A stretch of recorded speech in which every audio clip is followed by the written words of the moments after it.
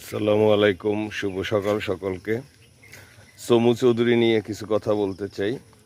আসলে আমরা জমিদারি প্রথার মধ্যে থেকে বেরিয়ে এসেছি, তো তাই আমরা নিজেরা জমিদারি শাসনের মধ্যে থেকেও প্রত্যেকে নিজেকে জমিদার ভাবতে পছন্দ করি, এটাই সত্য।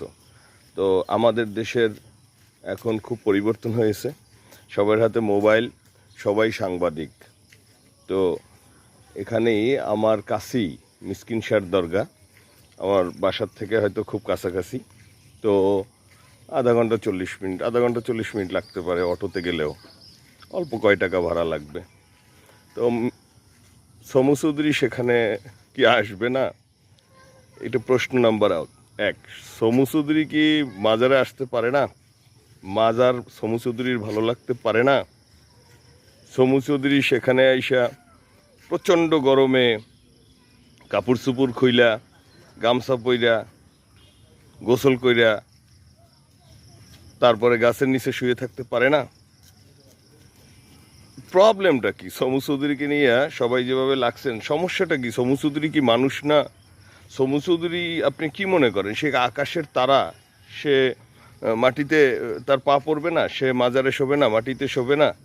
তাকে নিয়ে সবাই এত ব্যস্ত কেন? একটা মানুষকে নিয়ে সবাই এত খোঁচাখুচি করেন কেন?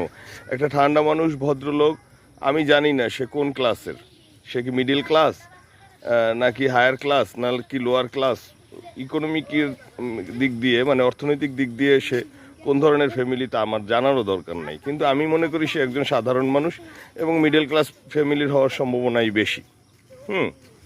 তো মানুষের মধ্যে তো একটা অন্তর আছে, একটা জীবন আছে, একটা আত্মা আছে, সেই আত্মার ক্ষুধা আছে।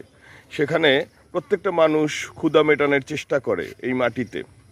আপনারা যদি সবাই তাকে এরকম নির্যাতন করেন, ওখানে গিয়ে সেই লোক গামছা পরে শুয়ে আছে, সেই ছবিটা দিয়ে দিলেন, প্রথমত ভাইরাল করে দিলেন, এরপরে করলেন কি তাকে টানা হেঁচড়া শুরু করলেন, তাকে বিরক্ত করা শুরু করলেন, তার নামে ফেসবুকে লেখা শুরু করলেন।